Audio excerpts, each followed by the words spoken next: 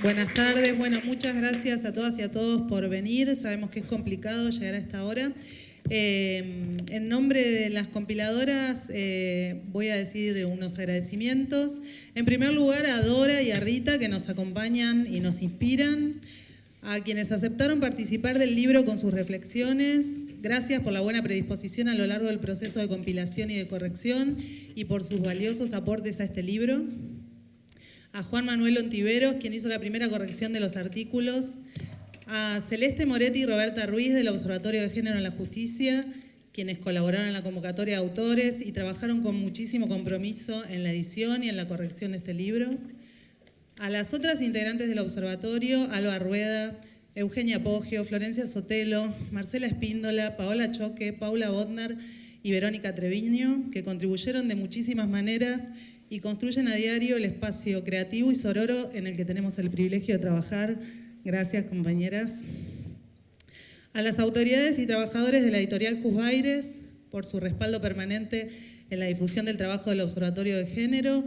Gracias a Alejandra García, a Vanessa Ferrazuolo y a Gerardo Filippelli. Este libro le debe mucho a los esfuerzos de Julia Sleiman, Mariana Pitaluga y Marta Barzulia. Gladys Rodríguez es siempre un gran apoyo en las cuestiones de organización y logística. Acá está trabajando muy duro como siempre. Y por último, agradecemos al Consejo de la Magistratura de la Ciudad de Buenos Aires, a sus consejeros y consejeras, a quienes ocuparon y ocupan la presidencia por el estímulo que durante tantos años nos dan para fortalecer una mirada de género y de derechos humanos en nuestra justicia. Gracias. Este libro ha sido un placer poder seguirlo en esta lógica de funcionamiento. Y en esta lógica de funcionamiento es que articulamos la conversación de hoy, porque nos pareció que tenía que ser una conversación, que el mejor homenaje para las personas que habían escrito y para cada una de las personas que está aquí a esta hora y que nos acompañan, era articular 3 ejes conceptuales que son los ejes sobre los que también se pensó este volumen. Y en este sentido los articulamos en torno a algunas preguntas o reflexiones o cuestiones para llevar adelante que tienen que ver con una de las críticas que se le hace precisamente al derecho es que en su formulación, en términos generales, hace gala de un fuerte androcentrismo. Entonces, en este sentido, la pregunta que cabe es si, aún con ese perfil androcéntrico que presenta el derecho, tiene un potencial emancipador o si siempre termina siendo opresivo para los sujetos subalternizados. Las otras 2 cuestiones que también cruzan el libro y quisiéramos conversar es lo que tiene que ver que en tanto la ética se refiere a las cuestiones humanas, a las acciones humanas, si podemos referirnos a una ética feminista, si podemos estar hablando o estar en presencia de una ética feminista. Y por último, hace casi medio siglo, la feminista chilena Julieta Kirwood ponía en discusión la relación entre las feministas y las políticas. Y este es un año electoral. Y siempre en año electoral las cosas se miran en retrospectiva y hacia adelante. Entonces, esta discusión de la relación entre feministas y políticas en América Latina, ¿cómo podemos mirarla en retrospectiva a la luz de las nuevas formas de acción que tiene el movimiento de mujeres y el movimiento feminista, no solo en Argentina, sino en la región? Muchas gracias por estar acá y muchas gracias por haberme invitado. Me siento muy honrada por esta invitación y siempre lo de agradecerles a Dora y a Diana que en mi regreso a mi país me recibieron, me emociono cuando hablo de eso, me recibieron con los brazos abiertos y me hicieron sentir que pertenezco aquí. Nunca tendré palabras, se me pusieron la piel de gallina en los pelos, aquí la raíz se me pone. Hace mucho que no me pasaba eso, que el bulbo del pelo se me eriza cuando me emociono mucho. Entonces, porque soy extremadamente agradecida, eso no es muy común, infelizmente, una demostración de ética feminista y de acogida, ¿no? De anfitrionazgo, como dirían los grandes pensadores, ¿no? De que tuve dos, así las veo yo, dos grandes anfitrionas en mi regreso al pago y de veras representa muchísimo para mí. Entonces, ahora hablar de esta pregunta, que cuando recibí tus preguntas, claro, son muy extensas. Voy a intentar hacer hasta que me digan que pare de hablar, porque no, el androcentrismo del derecho, voy a referirme a ellas con, usando lo que pensé hasta ahora, ¿no? La cuestión del derecho androcéntrico, que es un tema, la crítica feminista al derecho es uno de los capítulos más importantes del feminismo. Y yo la complementé con mi propia experiencia antropológica, ¿no? De ver qué pasaba con sociedades en la frontera oeste de Brasil. Durante más de 10 años que acompañé a la Fundación Nacional del Indio con talleres en diferentes regiones con mujeres indígenas, y al mismo tiempo que llevábamos el derecho, o sea, los derechos, la ley María da Peña, y antes de eso el derecho a la documentación, en fin, recursos y derechos desde el punto de vista de un Estado benefactor, como fue a partir de 2003 el Estado del PT, del gobierno, o sea, el Estado operado por el Partido de los Trabajadores, y llevándoles esta idea de derechos y recursos, derecho a la salud, derecho a la documentación, derecho a las leyes contra la violencia, etcétera. Y al mismo tiempo veíamos, yo por lo menos sobre eso es que he escrito, aumentar la violencia. O sea, más casos de mujeres que les habían pegado, que se le habían roto una pierna de tanta paliza, de los caciques que decían, bueno, ¿por qué no entró en esa casa donde la mujer está siendo apaleada? ¿No? Y porque es la casa de ellos. O sea, ¿qué significa esto en mis textos? Voy a ser hipersintética, ¿no? La nuclearización y la transformación del espacio doméstico en un espacio íntimo y privado, la privatización del espacio de las familias, lo que fue junto con ese proceso de privatización, de modernización, o sea, de invención del individuo en eso, que el individuo es el sujeto del derecho, ¿no? Y es muy difícil verlo de otra forma, es muy difícil que un Estado moderno vea otra cosa que el individuo como el sujeto del derecho, a medida que ese individuo fue expandiéndose, fue existiendo en esos espacios plenamente comunitarios y de gestión colectiva y de autoridades comunales.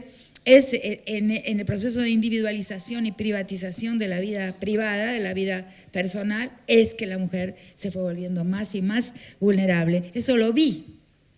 Entonces, el derecho se refiere a un mundo ciudadano que en nuestros países no existe. Es una ficción. O sea, yo cada vez, la verdad es que no puedo mentir, mi fe estatal es cada vez menor. No tengo fe estatal. Inclusive porque considero que nuestras repúblicas fueron mal fundadas. Lo digo muchas veces, quien me lo escuchó me lo va a perdonar. Pienso que en el proceso independentista hubo un sector rupturista que murió exilado, murió de hambre o murió asesinado, como un primer momento Moreno y después otros. O sea, y un sector continuista que construyó nuestras repúblicas, que construyó nuestros estados y que construyó el lenguaje del Estado, que es el derecho. Entonces, tengo muy poca fe. No es que hay que abandonar ese campo, no es que hay que, digamos, dejarlo de atender o dejar de intentar trabajar en las grietas de esa estructura creada por los que construyeron esos estados solamente para recibir los bienes coloniales y pasar a administrarlos desde el territorio, o sea, pasar a administrar desde lo que a partir de ahí se llama la nación, las repúblicas pasaron a administrar los bienes, recursos de las poblaciones, pero sin realmente una ruptura de la continuidad de la exterioridad característica del colonialismo. Entonces no puedo ahora ya más verlo de otra forma, desde del momento en que lo empecé a ver así, la exterioridad de ese balcón de oferta de recursos y derechos lleno de buenas intenciones de la cual participé, y al mismo tiempo sin poder mismo cuidar de la gente, cuidar de las mujeres muy especialmente, y la incapacidad del Estado de poder cuidar de las mujeres. Entonces, ¿cómo completo yo la crítica feminista del derecho? Muy bien hecha por autoras norteamericanas y también europeas y todo, sí, pero a nosotros se le agrega algo, se le agrega un elemento que es las características por fundación, ¿no? Las características de nuestros estados nacionales, de nuestro derecho, por lo tanto. Entonces, el proceso a la modernidad, el lenguaje del derecho, la formación de los abogados, ¿no? De los que van a ser esos operadores jurídicos, en que alguien puede titularse abogado, pero continuar teniendo un sentido común igual que un químico, un físico, un carnicero, un panadero, cualquier hijo de vecino, y no ha transformado su sentido común de manera de entender el problema patriarcal, la estructura patriarcal que es la fundante de todas las otras formas de desigualdad. En fin, una mentalidad de los juristas que no percibe que hay un orden político, ¿no? Que se reproduce después en todas las relaciones entre las personas, no solamente las que llamamos relaciones de género, que es un orden político desigual y cuya primera lección, cuya primera pedagogía es la pedagogía patriarcal en las familias y en la sociedad. O sea, un juez, un fiscal que no ha modificado, que no ha transformado su mentalidad, pero que va a juzgar, o sea, y otras muchas cosas que me he preguntado, ¿no? Sobre todo en este año 2018, en que colaboré con la Defensoría de la Nación, entrevistando diversos jueces en Salta y en Orán. Y entonces yo decía, ¿cómo es que alguien que nunca sufrió discriminación, que nunca sufrió hambre, que nunca sufrió necesidad, que siempre estuvo del lado del privilegio, cómo puede juzgar? ¿Cómo se puede juzgar sin haber cultivado una sensibilidad empática o comprender el dolor de estar del lado del vencido en la historia, ¿no? Imposible, o sea, bueno, perdón por este baldazo de nihilismo jurídico. Entonces, no sé, este es el tema del derecho androcéntrico y mis explicaciones, ¿no? Se hace a partir de un Estado que considera la existencia de una ciudadanía cuando esa ciudadanía realmente no tiene existencia real. No estamos frente a una sociedad de iguales y la primera forma de desigualdad y de apropiación de valor no reconocido es el patriarcado, es el orden patriarcal. Entonces, en esa situación tenemos la configuración de los crímenes contra las mujeres, y esto no es lo retiro del vernáculo, del lenguaje habitual, pero lo transforma en una categoría, lo que he llamado la idea de, entre comillas, un crimen menor. Dentro de esto, esta categoría, entre comillas, a que le llamo un crimen menor, ese sentido común, que es el sentido común de jueces y fiscales, que es el sentido común de toda la sociedad, del ojo patriarcal con que todo hegemónico, con que todas fuimos, nuestra mentalidad, nuestra subjetividad de hombres y mujeres fue configurada. Esa subjetividad que no puede, entonces es muy difícil, y me incluyo, porque cuando uno se observa a veces resbala hacia ahí. Dejar de ver los crímenes contra las mujeres como un crimen menor. Mismo el gran, extraordinario jurista argentino, que fue mi amigo durante 29 años y al que le retiré mi amistad unilateralmente, que es el grandioso Eugenio Raúl, que para hablar sobre cómo las cárceles son campos de concentración, cómo la selectividad de la justicia en términos de raza y de género es tremenda porque se vuelca con toda su fuerza contra los pobres y no blancos, pero cuando va a pensar el género, cae de nuevo en el crimen menor porque pasa a ver el crimen de género como un crimen de la libido, un crimen de la intimidad, un crimen del deseo, del macho alfa, de no sé qué. Entonces, pero eso es lo que por lo menos yo como autora a lo largo de todo este tiempo he venido intentando retirar de ese lugar. El crimen contra las mujeres es un crimen plenamente político y hasta que nosotros no lo saquemos de ahí, no va a poder de formar parte de este conjunto de crímenes menores. Bueno, ¿no? Como Ortega, el gran revolucionario que bajó de la montaña cuando vence la revolución sandinista, vestido de verde oliva de cabeza a los pies, con un fusil en la mano, el gran héroe.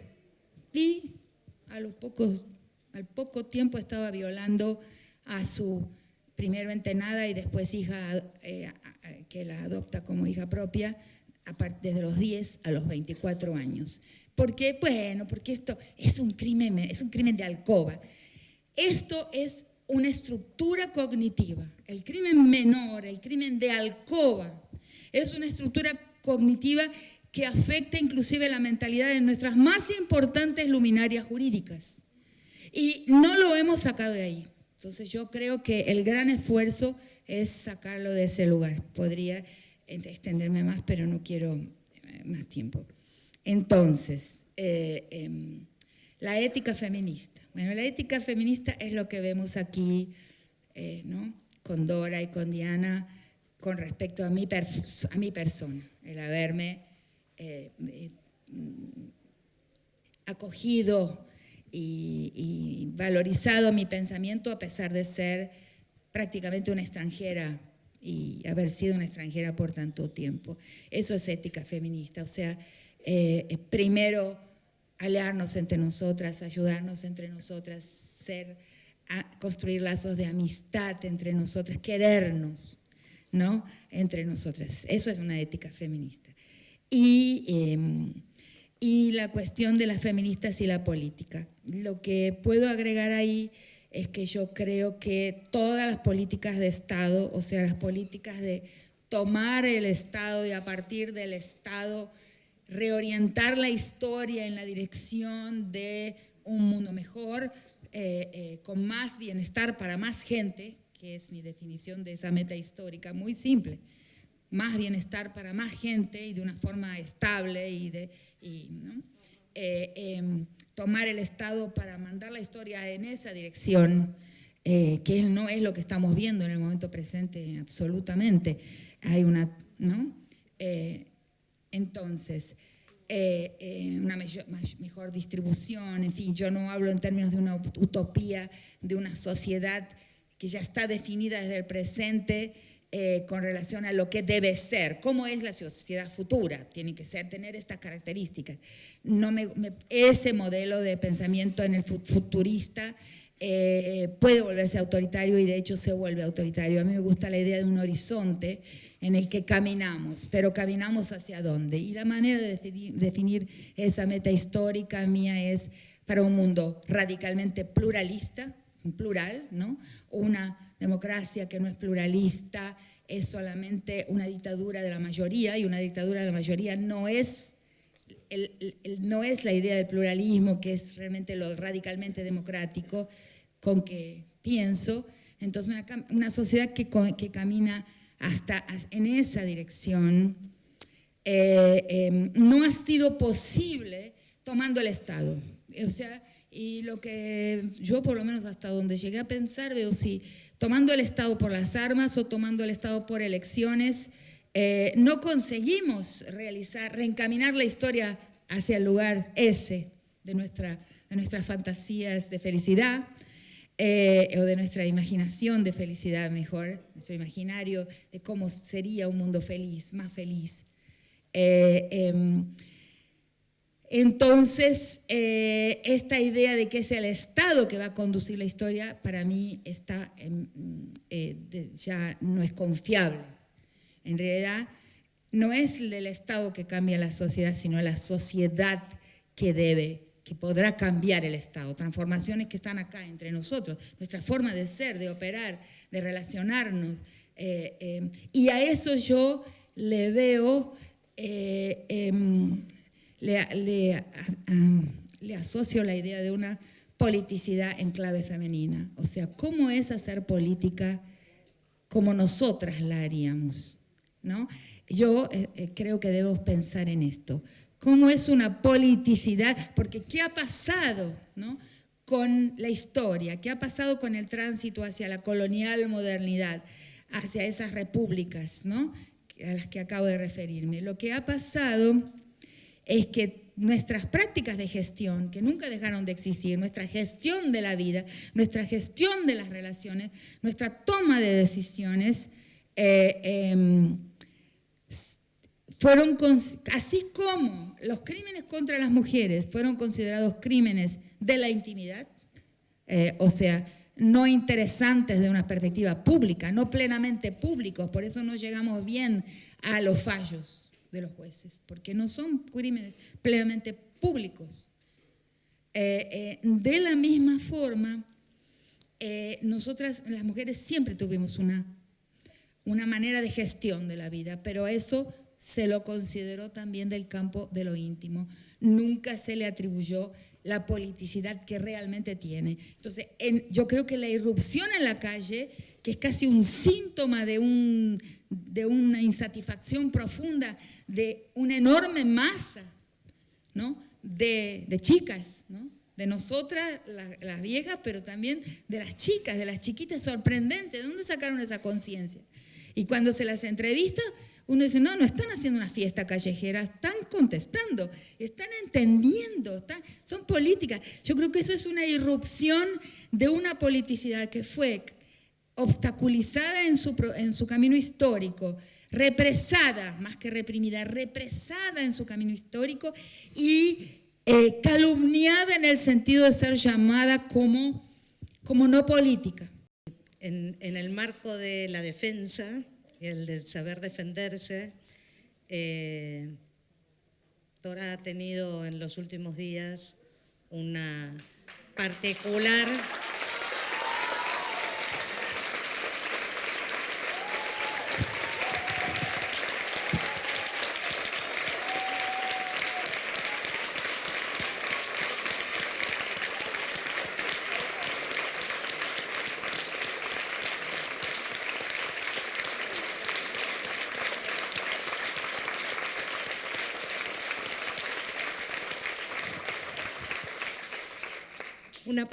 forma de mostrar esta defensa en acto.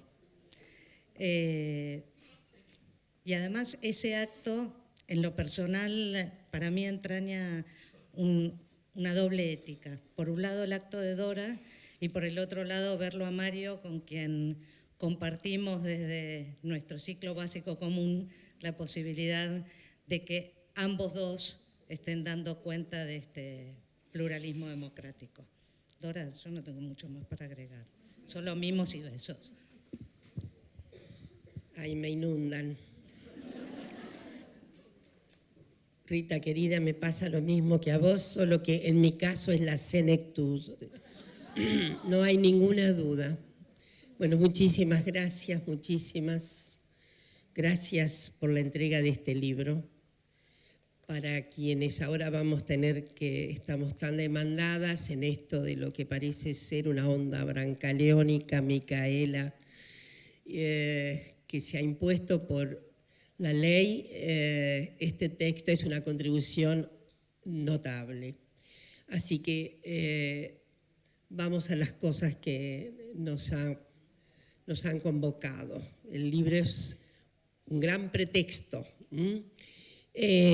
A ver, vamos a ser bastante más prolijas que de habitud. Primera cuestión, que es de obviedad supina.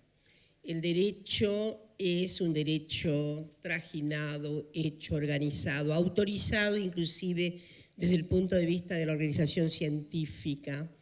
Cuando nos dicen que la ciencia estaba alejada del derecho, no hay nada más inexacto. Los juristas estaban autorizados por el orden de las disciplinas. Imaginen ustedes que no hay un trazado en el orden jurídico sin que hubiera una contrastación elemental en su época con lo que era aceptable desde el punto de vista de la ciencia al uso. Por lo tanto, es normativamente patriarcal, es de índole patriarcal, su sustancia es patriarcal, su enjundia es patriarcal, sus delitos son patriarcales. En fin, ¿para qué decir más que lo que yo creo que es ese texto precioso de Mackinnon todavía nos dice? Falsamente universal en el lenguaje, completamente androcéntrico en su destino. Entonces, yo creo que lo que sí ha ocurrido, y en ese punto me permito ser mucho más optimista que nuestra querida Rita, en el sentido que sí es necesario tal vez hacer una divergencia analítica entre el Estado del Derecho y el Estado de la Justicia. El Estado del Derecho ha avanzado inclusive más de lo que el imaginario corriente ha avanzado. Siempre me he preguntado qué hubiera ocurrido en nuestro país si se hubiera plebiscitado lo que no se puede plebiscitar, y son los derechos humanos y sobre todo los derechos personalísimos, como yo diría fuste fundamental hoy día de los derechos humanos.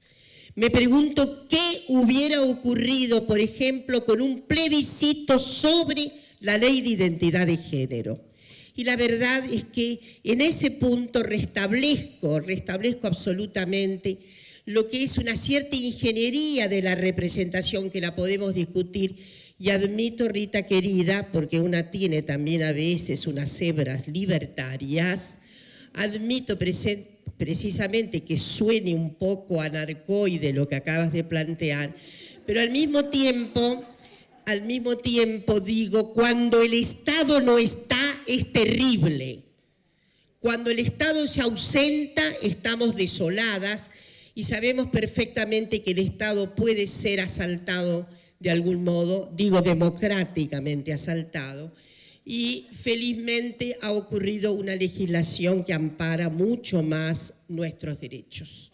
Entonces, hay que un poco distinguir lo que es el orden jurídico y el derecho más allá de sus negruras, más allá de sus espesuras patriarcales, más allá de sus contenciones,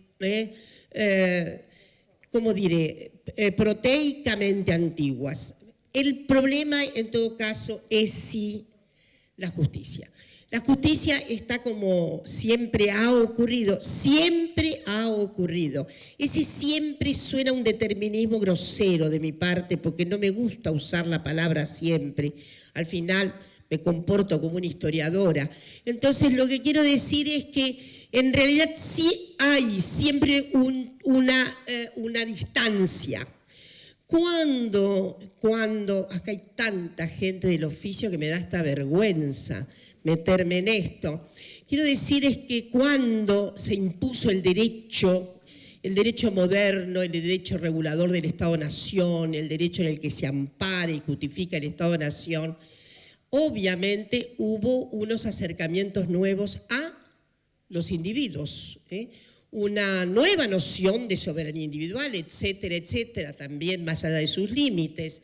Y lo que quiero decir es que notablemente había nuevo derecho privado, había derecho civil, pero los jueces todavía aplicaban el viejo derecho.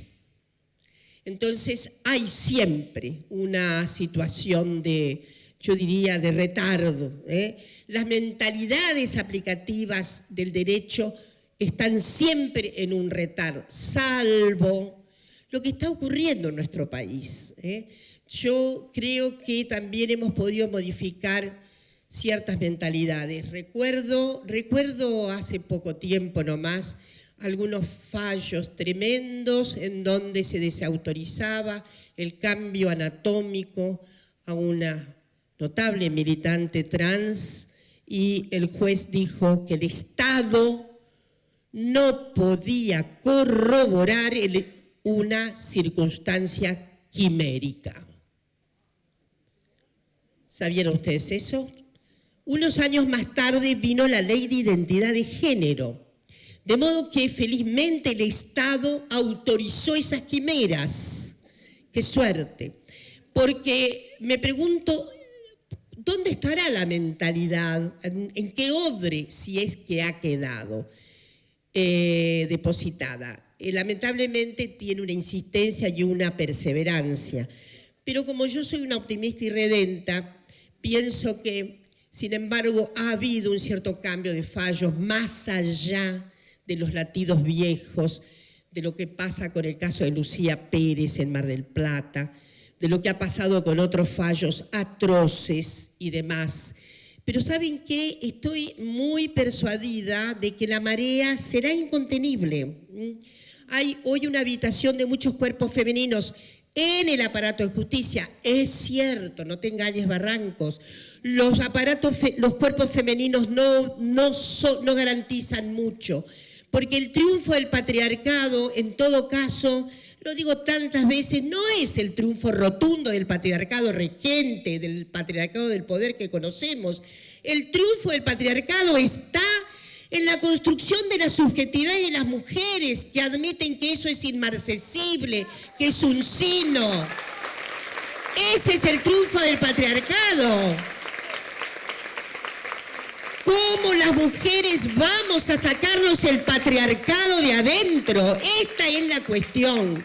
Entonces, a mí me parece que, sin embargo, sí, no dejo de pensar que muchísimas mujeres finalmente van a tener una colaboración con sus para sí.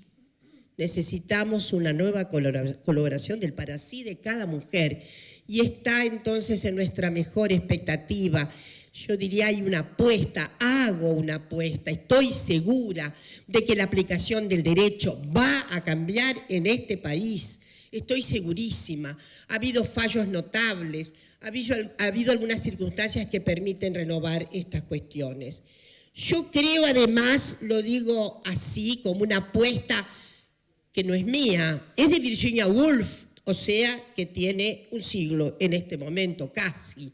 Saben que Virginia Woolf repetía en su texto Un cuarto propio al final algo que pasa medio inadvertido. Y Virginia decía, habrá un momento en que ya no será necesario argumentar desde una categoría. Soy mujer. Habrá un momento en que no será necesario, porque la sociedad habrá cambiado tanto, se habrá transformado tanto que probablemente tengamos un nuevo horizonte, una androgenia generalizada. Habrá un día tal vez que no sea necesario esgrimir, decía ella, la letra femenina. Habrá un día en que, y está ocurriendo, nos está ocurriendo de hecho, nos está ocurriendo que ya no tenemos inclusive categorías para abrazar siquiera en la superficie la multitud sexo-social que ha venido casi de repente, tan efectivamente autorizadas por contextos de significación que han cambiado tanto. La segunda cuestión, entonces, es la de la ética. Todo el mundo sabe que amamos a Rita, la amamos. Todo el mundo sabe que ella nos desafía, que nos trae, obviamente, ese reto al Estado, etcétera, que no dejamos de en cierta medida de compadecernos acerca de la ratio de esta cuestión del Estado que ha colonizado severamente a tantas, de manera tan arbitraria ha colonizado tantas y tantas culturas. Pero de todos modos yo creo, Rita, que como vos, que tenemos que forjar una ética feminista. Tenemos que forjarla. Es algo que está esperando. No sé, las feministas somos gente de carne y hueso y lo que más seguramente adultera la promesa íncita de que estamos para renovar el mundo, yo creo que es el sobreejercicio narcisístico que tenemos. En todo caso, no es solo el pecado de las feministas. El narcisismo es un vicio atroz. Es un vicio atroz. Yo estoy a favor de una ética panerótica que no tiene por qué, el panerotismo no tiene por qué reverenciarse como figuras estrictamente sexuales.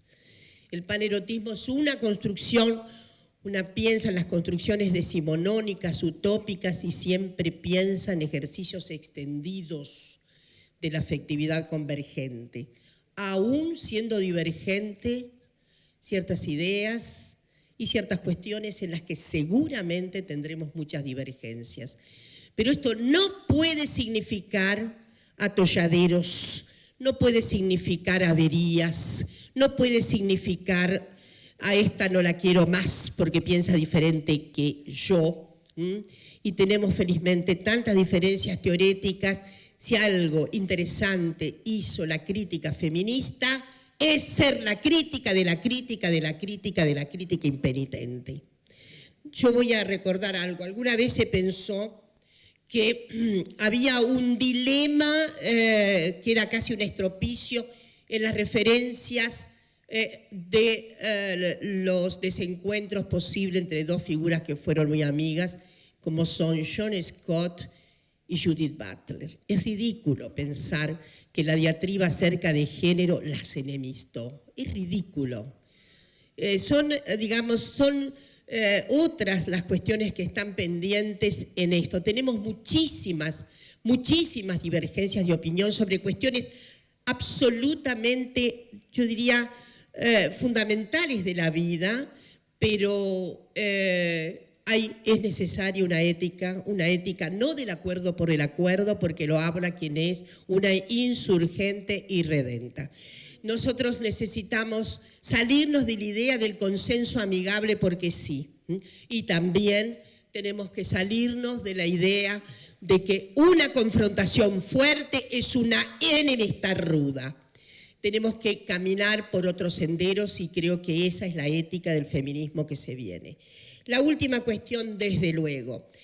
Julieta Kirchhoff, que fue para nosotras, creo, una de las primeras teóricas espléndidas de América Latina. Cuando digo teórica espléndida, porque ella trabaja ahí en los 80 y se muere muy joven. Y además lo que hizo fue sobre todo medir con vara muy corta a las congéneres políticas de su Chile querido y a las congéneres feministas de su Chile querido. Ahí había una situación evidentemente de desasosiego, de no inteligibilidad. Y evidentemente sabemos quienes hemos transitado, sí, a veces la escena de la partidización. No, la política la transitamos todas, todos y todes. Políticas, políticos y polítiques somos todos. No hay un solo día de nuestra vida que suspendamos lo político porque es malla social. Somos seres sociales, somos seres incrustados en mallas políticas. Por lo tanto, de eso no podemos omitir nada porque aunque no querramos, todos nuestros actos son actos políticos. Diferente cosa es actos partidarios. Actos partidarios no todo el mundo tiene, no tiene por qué tener, de modo que siempre he pensado, sin embargo, que la política que ahora se ha hecho mucho más amigable con la causa de las mujeres, ahora inclusive por razones de oportunidad, por razones, yo diría, de prestancia, de prestarse al acuerdo, que es desde luego un acuerdo enérgico, fuerte, que viene indicado por poblaciones que están por votar además.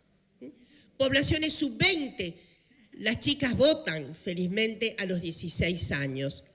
Y entonces yo creo que esas adaptaciones darwinistas rápidas que hace la clase política tampoco me ofende mucho.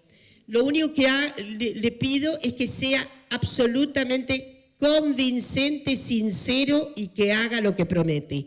Digo, lo que promete, el gesto lingüístico de, bueno, están las mujeres y ahora que están las mujeres, y en fin, hemos escuchado también anoche, ¿no? Entonces, digo, esta es una evidencia empírica incontestable, pero sí hay un recado para las mujeres que se partidizan y que hacen de la política, porque la política al final es un instrumento fundamental, la politización es un instrumento fundamental en nuestras vidas. La Argentina tiene una trayectoria extraordinaria de politización femenina. Las vean o no lo vean, les guste o no les guste, siempre he dicho, y Rita sabe muy bien de qué vertedero tiene lo que voy a decir.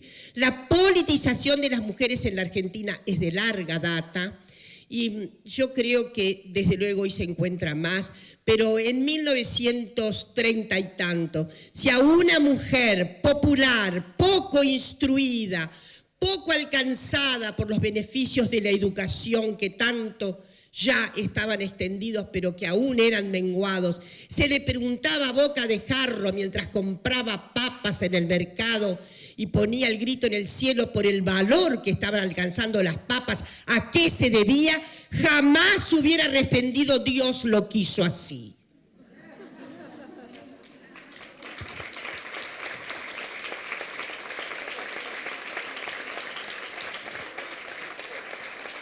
A eso yo lo llamo esfera de politización extensa. Y estas mujeres en este país están completamente politizadas. Así que bueno, el reto final es ahora que sí nos ven, ahora que están obligadas todas las fuerzas políticas a integrar el 50%, ya no hay más sexo de ángel, no hay más sexo. Ustedes saben que el primero podía tener sexo de ángel, hasta integrar el segundo y el tercero.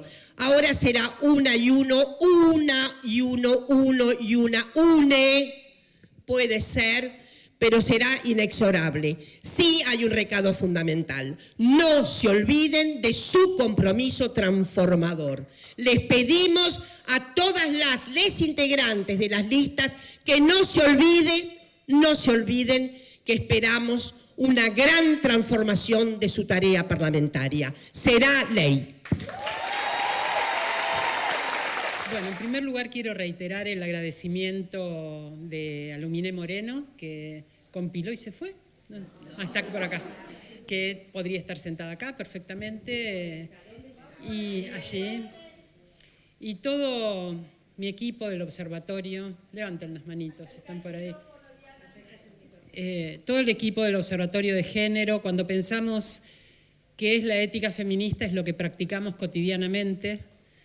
Tratamos de trabajar en ese ámbito y ese trabajo es fructífero. Se ve en este libro. No es necesario tener ningún tipo de trato diferente al de la sororidad y al del amor colectivo y al de preocuparse por la otra, por el otro y por los otros. Y florecer la creatividad, alegrarse con la inteligencia y la productividad ajena. Desde hace 7 años el Observatorio de Género, con un enorme respaldo del Consejo de la Magistratura y con un enorme acompañamiento de Juzbaires, cada año trata en la Feria del Libro de tener algunas de estas ceremonias, presentar el resultado de un año de trabajo bajo la forma de un libro, que esos libros sean muy diferentes entre sí. A veces discutimos las tapas y cómo hacer una colección de cosas tan diversas. Lo que tienen en común es precisamente este hilo feminista frente al derecho. Las feministas somos de carne y hueso, decía Dora, mucha carne y poco hueso. Bueno, un poquito más de... somos de carne y hueso y como tal tenemos muchas diferencias, y parte de lo interesante, ya en este diálogo se plantea la cuestión de continuidades y rupturas, la cuestión de reforma o revolución, si vamos a tener cambios dentro de una estructura estatal que nos permite grietas, o vamos a patear el tablero y pensar de nuevo desde ámbitos hilados, desde las relaciones interpersonales, suturados desde las relaciones interpersonales. Dora decía sin Estado, estamos en una situación dramática de abandono y de peligro, porque el Estado está para producir igualdad donde las diferencias se pueden transformar en violencia y en imposición. Pero quizás la dimensión de las sociedades a las que el derecho se aplica no es la dimensión humana. A lo mejor hemos excedido las dimensiones humanas de la convivencia y las propuestas de Rita vienen a restaurar otras dimensiones de lo comunitario y no simplemente pensar en una megaciudad donde se aplique un derecho interpersonal. Me parece que debajo de las críticas al derecho, como son nuestras reglas de convivencia, nuestras formas de convivencia, hay otras utopías que nos hablan de qué comunidades queremos conformar y nos hablan también de quiénes somos, si es que somos, los sujetos de pacto, de ese pacto que da lugar a las normas, de ese pacto que da lugar a la Constitución, un pacto que en la modernidad claramente nos dejó a todas las mujeres afuera, pero no solamente a las mujeres. Dejó a muchos sujetos fuera de la condición de ciudadanía. Entonces, presentarnos solo como mujeres sería algo tan abstracto como hablar de la abstracción del ciudadano liberal, que no tiene características porque tiene las del sujeto hegemónico. Nunca hablaremos de un sujeto de color porque es blanco, ni de un sujeto con una condición étnica particular porque es descendiente de europeos, ni de un sujeto que hay que pensar su sexualidad porque es heterosexual, ni de un sujeto cuya edad puede afectarlo porque sea un sujeto adulto joven. De esta misma manera, lo que no se dice siempre colabora en la abstracción con la concentración de poder. Y parte de lo que hemos hecho las feministas fuertemente durante el último medio siglo, si nos vamos a tener a la invitación de pensarlo en América Latina desde Julieta Kirkwood, es ponerle nombre a esas diversidades, ponerle nombre y exigir entrar en el pacto, exigir entrar en el contrato, si es que la forma va a ser la del contrato, empezando por un diálogo. Pero ¿quiénes participan en el diálogo? ¿Quién habilita quién entra en el diálogo? Y en esta habilitación hay un problema político y un problema epistemológico. El problema político tiene que ver con que hay ciertos sujetos que toman la decisión de cuáles son las personas relevantes con las cuales se puede interactuar, cuáles son las interlocuciones que valen la pena. Y la verdad es que en estas décadas de mujeres en la política, una de las cosas en las que creo que nos hemos equivocado es buscar la interlocución aprobatoria de señores que habían decidido no tomarnos en cuenta en ese diálogo. Una cosa es entrar en un diálogo y otra cosa es que se diga, bueno, déjala que hable y una vez que terminó de hablar, los demás siguen como si nada hubiera ocurrido. Nos pasa todo el tiempo.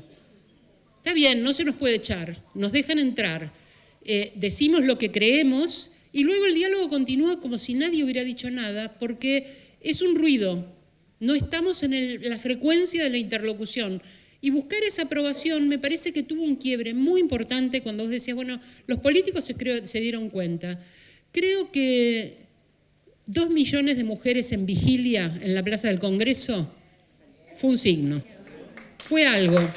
Y cuando empezábamos al retorno de la democracia a discutir esta cuestión de la despenalización del aborto, y éramos 15 y nos juntábamos en Florida y Diagonal con unas planillas para que la gente nos escuchara y pasaban de largo. El Ejército de Salvación. Entonces, para nosotras mismas llegar a la plaza y no poder entrar por lo compacto y por lo... creo que dentro de esta cuestión de fracturas y continuidades ha habido un quiebre que se manifiesta, me parece, semánticamente en el Encuentro Nacional de Mujeres. El último Encuentro Nacional de Mujeres se declaró encuentro plurinacional de mujeres lesbianas, travestis y trans. Hay 2 estallidos allí. Por un lado, el estallido de la identidad, quién cuenta como mujeres y quién decide, porque desafortunadamente empiezan a haber contravoces conservadoras diciendo, no, mujeres, las trans no son mujeres, las lesbianas no son mujeres, las travestis no son mujeres. ¿Quién tiene la medida, el metro patrón de lo femenino para determinar quién cuenta o no cuenta como mujer? pero justamente esa idea de que alguien puede tener la verdad sobre una identidad y que la propia persona que porta la identidad no la tenga, es esto que decía Dora, que supuestamente dio un giro copernicano con la ley de identidad de género. También las mujeres tenemos percepción de nuestro género y negar esa adscripción es algo que solo se puede hacer desde la violencia. Entonces, mujeres, lesbianas, travestis y trans, porque quien cuente como mujeres, cada una lo dirá. Y encuentro plurinacional, y ahí me parece que aparece algo interesante, que tiene que ver un poco con lo que Rita mencionaba. Porque las naciones en América Latina son naciones del colonialismo, son naciones de los imperios, para mejor, de luchas que tuvieron que ver con intereses que se manifiestan en un tipo de límites geográficos que no son límites naturales, son fronteras políticas, y esas fronteras las hemos atravesado. Cuando Rita decía, estuve tanto tiempo en otro país, ¿era otro país? Ese lugar desde el cual Rita escribía, ¿era otro país? Cuando pensamos en esas fronteras, ¿quién queda cortado en su identidad o cortada en su identidad por esa frontera? La idea de plurinacionalidad es la idea de que hay identidades colectivas que no van a aceptar ese límite político porque se plantean como una unidad en determinado tipo de demandas. Cuando preguntamos entonces, ¿el derecho tiene aspectos positivos y nos ayuda a avanzar en estas cosas o nos pone límites en estas cosas? Y yo creo que pasan ambas cosas. Creo que si lo pensamos como un horizonte emancipatorio, el derecho tendría que hacer cambios muy grandes, pero mientras tanto, y vivimos en el mientras tanto, podemos con esas herramientas hacer cambios alucinantes e intervenciones extraordinarias. Entonces, yo creo que las conceptualizaciones con las que veníamos trabajando, incluso desde el feminismo, empiezan a quebrarse y a mostrar otras maneras, otras maneras de entrar dentro de lo colectivo. Pienso sobre todo en los feminismos populares, y esto tiene relación con lo de las políticas y las feministas, ¿no? Las primeras políticas tenían una extracción absolutamente privilegiada. Quiere decir que desde ese privilegio, cuando vos decías, bueno, ¿cómo un juez, pero una jueza es lo mismo y una política es lo mismo? ¿Cómo cualquier sujeto que no tiene la experiencia, ni siquiera por la empatía, por haber transitado y haber sentido afectivamente un vínculo con esa persona, haber percibido cómo es vivir careciendo, cómo es que va a poner un modelo de lo que significa ser una buena esposa, una buena madre, una familia, una forma de participar apropiada y que no sea digna de represión en lo político? Creo que todas esas fronteras están en este momento moviéndose y las estamos moviendo nosotras mismas en un diálogo con muchas diferencias, como las que es interesante que en esta mesa seamos 4 y probablemente si vinieran 4 o 5 más, plantearíamos muchísimas diversidades en estas maneras de enfocar nuestro vínculo con el derecho.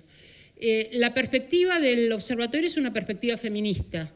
Y finalmente la nombramos en esta compilación, así quisimos ponerla, perspectivas feministas en plural del derecho, porque van a abordar muchos temas. A veces se piensa que cuando, lo pienso en relación con la ley Micaela, que aparece en el horizonte y empezamos a hacer demandadas para hacer capacitaciones en todas las áreas, en todos los ámbitos, pero hay como una múltiple reducción, ¿no? Hablar de cuestiones de género es hablar de mujeres, y hablar de mujeres es hablar de víctimas de violencia. Entonces, ¿qué van a hacer? Ustedes van a llorar y quejarse y escucharse mutuamente. Y en realidad, la cuestión de género va mucho más allá, porque la violencia misma no es interpersonal. Como decía Rita, la violencia es siempre política porque está dada en el contexto de relaciones de poder que producen estereotipos, producen jerarquías y producen roles de los que es muy difícil liberarse, y por lo tanto, cuando analizamos esa cuestión interpersonal, hay toda una estructura detrás de cada uno de los sujetos que participan en ese conflicto, no solo en los conflictos de género, en cualquier otro conflicto social que podamos presentar. Entonces, pensar que los conflictos son una abstracción entre dos sujetos iguales es algo que no nos permite explicar de ninguna manera lo que ocurre. Y así lo aprenden los abogados.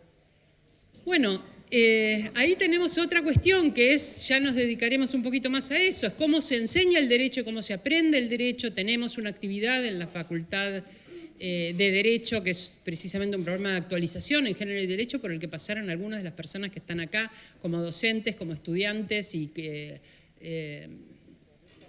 intentamos que se vaya produciendo un cambio de mirada en todas las disciplinas que el derecho va recorriendo en la formación profesional. Por supuesto que así se aprende, porque el sujeto de la norma es presuntamente un sujeto abstracto. Entonces así se aprende y así incluso se promueve que tengamos la distancia necesaria como para no generar un vínculo personal, afectivo, de interés, porque eso está visto como algo contrario. Precisamente la neutralidad debería ser lo que rige la equidad, la equidistancia, la objetividad. Todo eso es lo que supuestamente rige lo que debería ser nuestra conducta. Lo que rige es lo que no existe. Lo que rige es lo que no existe, dice Rita, pero podríamos decir sí existe. Lo que pasa es que cuando todos los sujetos que tienen el poder de impartir justicia comparten una característica, esa no la ven. Esa es la neutralidad. La neutralidad es que nadie se salga de lo que comparten como intereses, como puntos de vista, y eso pasa en todas las comunidades, también en las científicas. Vos decías, bueno, está la ley jurídica, está la ley científica, y ambas han apelado al mismo tipo de restricciones.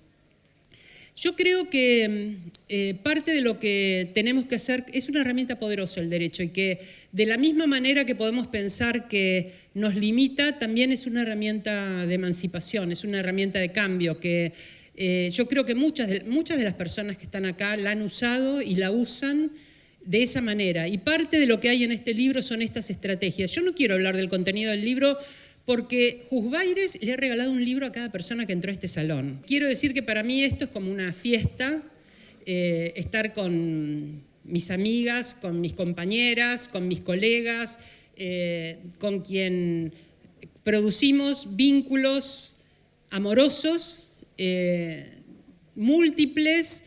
Cuando preguntaba a Patricia qué era la ética feminista, creo que la ética feminista es una ética de la amorosidad, que hay una manera de vincularse, que es una manera no solamente racional, sino también afectiva, y que esas maneras afectivas ya los griegos hacían muchas distinciones sobre modos amorosos, ¿no? Hablaban del amor familiar, del amor erótico, del amor social, y el amor social es un amor muy importante porque es el que mantiene la cohesión de una comunidad. Y la verdad es que ese amor social, eso que producía el interés comunitario, el que la otra persona no fuera un obstáculo cuando caminamos y está durmiendo en el piso, y es algo que afecta, tenemos que bordear y seguir, que quien nos confronta no sea una molestia en nuestra temporalidad porque la hemos planeado de otra manera, que haya un interés y un reconocimiento, así como reconocemos a quienes queremos reconocer a quienes forman parte de esta comunidad. Eso fue afectado de una manera sumamente profunda. Y una ética feminista es una ética que debería restaurar, debería suturar esas fracturas.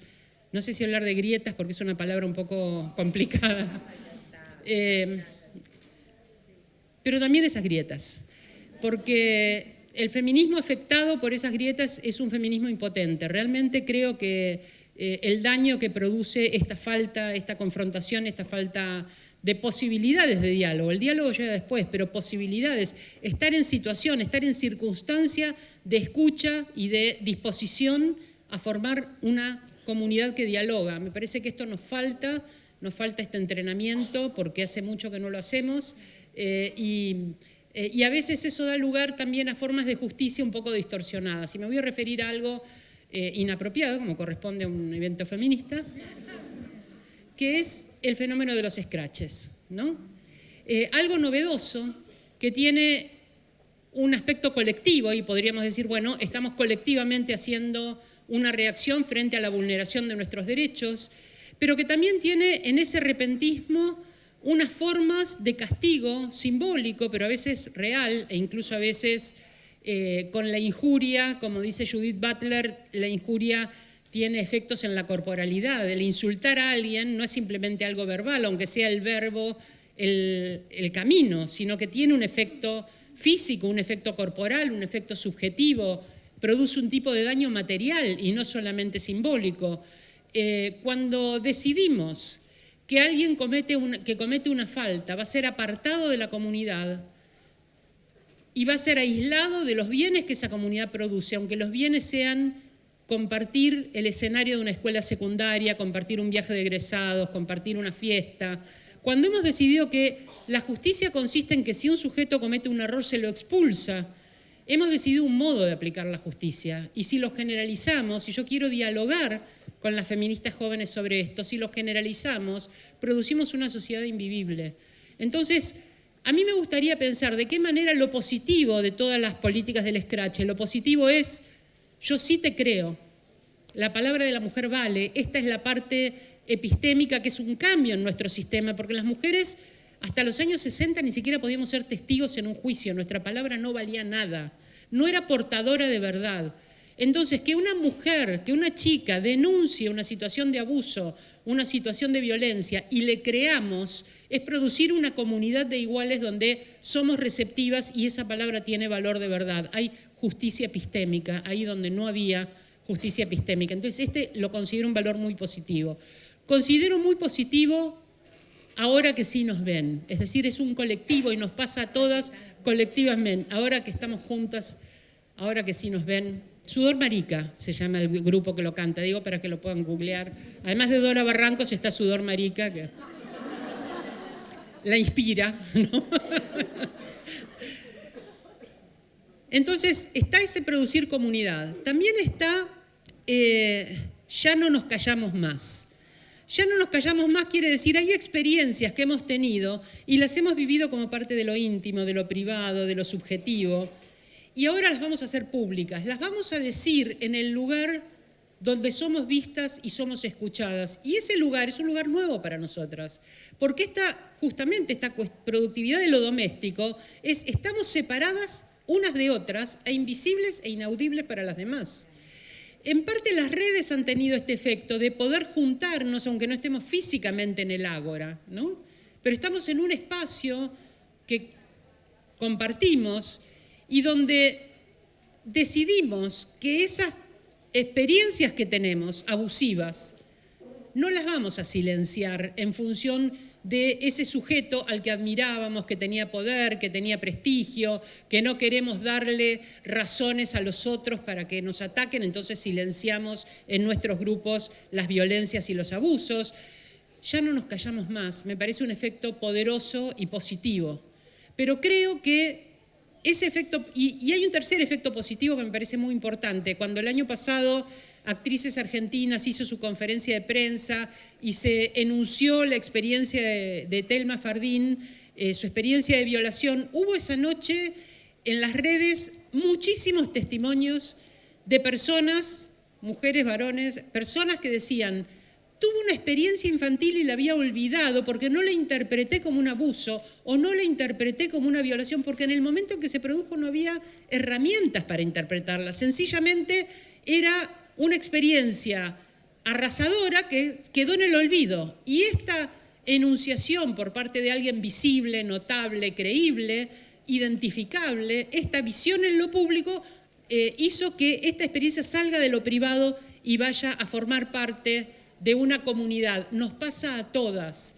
Si yo leyera acá la definición de femicidio, de sistema de violencia femicida, las muchas violencias que atravesamos las mujeres y fuéramos levantando la mano de a una, levantaríamos la mano todas, porque vivimos en un sistema de violencia femicida. Eso quiere decir que cuando el femicidio se produce, lejos de ser interpersonal, pasional o algo, un extremo absolutamente impensado, es algo que es el final, la consecuencia de todo un sistema estructural de poder que hace daño, de un poder violento, y ese es el sistema de poder que está legitimado muchas veces por el derecho. Entonces, cuando ese sistema de poder no es visto como sistema, sino solo la cuestión interpersonal, cuando se encubre que este hecho al que hemos reducido a lo mínimo para no aplicar el derecho penal, que es un derecho que tiene tantas, justamente, penas tan importantes, que tenemos que dar todas las condiciones de defensa, que hay que darlas, por supuesto,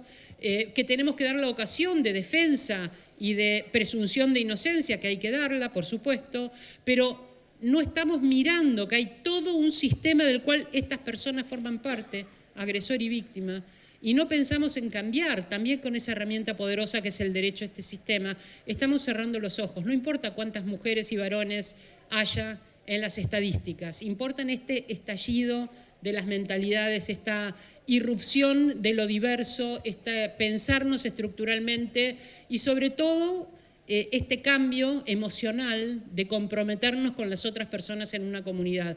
Creo que ese es el gran cambio que el feminismo le está aportando a la sociedad y es un cambio que lejos de quedar en lo interpersonal es profundamente político, restaurar comunidad allí donde solo han dejado individuos. Gracias. Lo primero que quiero decir es que no tiene que ser solamente diverso desde lo étnico, sino que se tiene que ver la parte de la integración latinoamericana. Yo soy de Colombia y Argentina es el feminismo argentino, los feminismos argentinos son una referencia para nosotras y desde ahí tenemos que construir Ecuador, Perú y en Buenos Aires hay una buena muestra de eso por la interculturalidad que hay. La pregunta es la siguiente, para Rita sobre todo. Yo también tengo esa perspectiva de que llegar al Estado no ha funcionado, pero creo que también no ha funcionado porque esos quienes han llegado al Estado han sido varones, siempre han sido varones. ¿Cómo sería un llegar al Estado desde el feminismo, desde la ética feminista? Aunque no se tiene que dejar de lado el mientras tanto, como decía Diana, mientras tanto el derecho se puede usar de muchas formas, tiene un potencial emancipador enorme, pero no se puede perder ese horizonte de que el Estado, cuando no está en absoluto, estamos en un lugar desolador, como dijo Dora. Entonces, ¿cómo sería ese llegar al Estado desde el feminismo, desde la política feminista? Muchas gracias por venir y quería preguntar algo, porque pensamos el derecho como un feminismo, pero la realidad es que hay demasiados feminismos. ¿Y cómo podemos pensar un derecho que pueda tener cómodos o incluir a cada una de las ramas del feminismo que son igual de importantes, pero a veces quizás no se ven? ¿Cómo podríamos lograr que todos los feminismos estén incluidos en el derecho?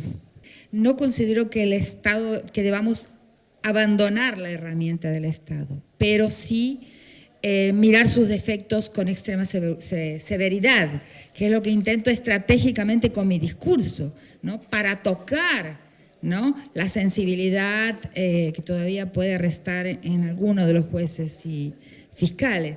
O sea, mi discurso es estratégico con relación al Estado, pero ni se me cruza por la cabeza que se lo pueda abandonar como conjunto de herramientas y como lugar en cuyos intersticios y fisuras se puede todavía generar el bien, vamos a llamarle así rápidamente. Entonces, sobre la cuestión, la primera pregunta, no siempre han sido varones los operadores del Estado. Hemos tenido algunas presidentas, que recuerdo 3, 4. La primera presidenta de una república latinoamericana fue boliviana. Y hace bastante tiempo. Pero lo que pasa es que el Estado, quien no es élite cuando ingresa, de alguna forma se elitiza después de que ingresó. Y quien no es hombre cuando ingresa, de alguna forma se masculiniza cuando entró. Entonces, lo que hay que tratar es una estructura, que es esa estructura que llamo el binarismo de la estructura moderna, que tiene que ver con muchas cosas que fueron dichas aquí, donde hay la modernidad inventa el normal, ¿no? Ese sujeto universal, enunciador del discurso de valor universal e interés general, y sus anomalías, nosotras, por ejemplo. Nosotras somos la mujer como anomalía del hombre, el negro como anomalía del blanco, el LGBT, las sexualidades no normativas como anomalías de la sexualidad. Entonces, el Estado es eso, porque se va a Einstein, a erigir, se va a erigir como representante de una normalidad, de un sujeto normal. Eso lo han dicho las feministas de muchas formas a lo largo de la historia del feminismo. Entonces, ese es el problema, sí, del Estado, de la estructura binaria del Estado, el sujeto universal y sus otredades. En la modernidad, la diferencia representa un problema. Por eso es una anomalía que debe ser digerida de alguna forma. Mi disciplina, la antropología, fue inventada para eso, para ver cómo se traduce la diferencia a una grilla universal. Tenemos que el binarismo está ahí y no está en la relación de los hombres con las mujeres. No es un hombre y una mujer que son una estructura binaria. Es la estructura del Estado y sus otredades, sus minorías, y ahí está el error nuestro de todos nosotros, haber aceptado la minorización. Minorías como una forma de conseguir alguito, como en cuanto minoría, frente al sujeto universal. Hay que romper la minorización, las minorías no existen. Segunda,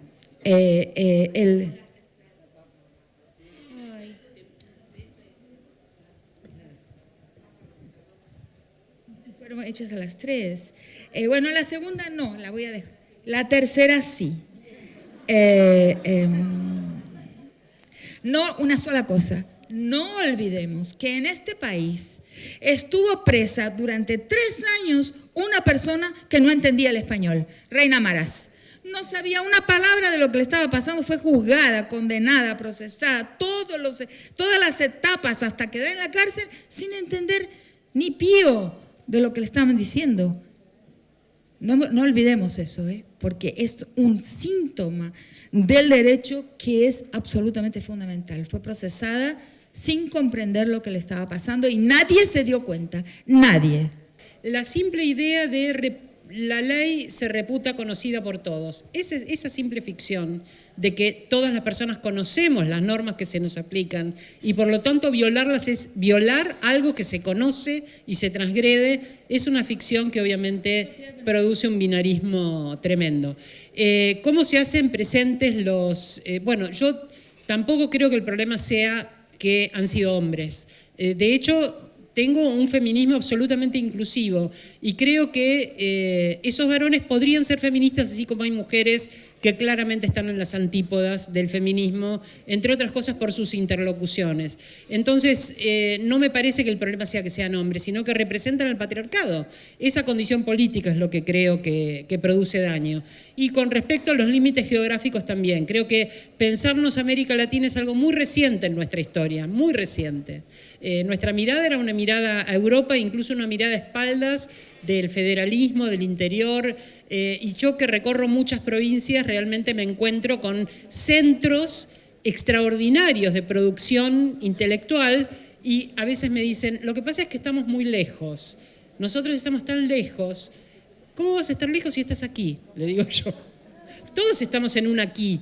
Lejos de, ¿dónde está nuestra cabeza cuando decimos que estamos lejos? ¿Dónde está ese centro de poder, de irradiación, cuando vivimos existencialmente enraizados en un lugar que consideramos lejos? Entonces es en el aquí donde tenemos que reivindicar esos aquí y hacer nuestra productividad. Creo que todos los feminismos tienen que tener diálogos, que no es uno solo, ni en el movimiento de mujeres, ni tampoco en la interlocución con los poderes del Estado. Y con respecto a la cuestión de clase y la atención a la vulnerabilidad de género, los equipos de atención de violencia, los abogados especializados, el cuerpo de abogados especializados tiene presente que la vulnerabilidad no tiene que ver con poder o no poder pagar una consulta o disponer o no de bienes, porque ese fue un problema en el 2001 muy importante. Si alguien tenía una propiedad o tenía un trabajo, se suponía que podía pagar una consulta especializada y esto no es así. Sobre todo para las mujeres muchas veces pueden tener propiedades y no poder disponer de sus bienes, pueden estar en una empresa familiar y no saber ni lo que hay ahí adentro y pueden tener una manera de vivir que hace que aquello que tienen no lo puedan disponer en su propia defensa. Tenemos que despejar, vamos a ser desalojados. Por favor, una abogada que nos defienda. Nada. Gracias. Simplemente hay que modificar, no basta modificar la inteligibilidad, hay que modificar la sensibilidad porque hay un bellísimo trabajo que se ha hecho en Europa con Encarna Bodelón y su grupo, más de 7 países tratados, en todos los lugares es lo mismo. Falta amigabilidad, falta efectivamente reencarnar, que la justicia nos reencarne. Que las abogadas se reencarnen a sí mismas sería ya un paso extraordinario.